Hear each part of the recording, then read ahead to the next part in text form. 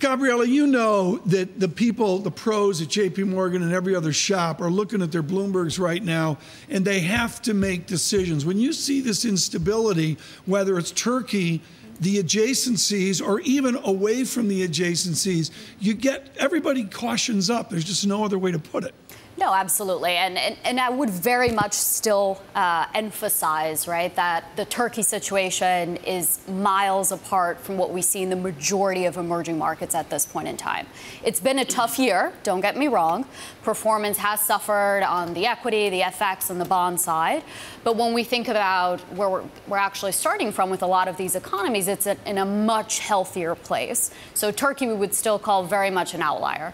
But no question about it, in the first half of the year, there has been much more of a risk aversion towards emerging markets. So two important things would need to happen for the asset class as a whole.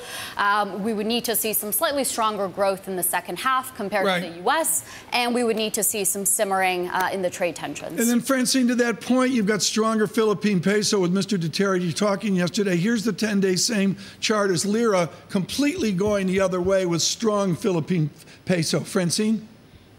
Yeah, Gabriela, I'm also looking at, some of the talk around India, some of the talk about some of the other emerging markets. Is there anything that you like in the emerging market space? There is a lot that we like, actually, in emerging markets. So if you think about where really the long-term story is in emerging markets, it's not really about the emergence of these economies and these countries in and of themselves.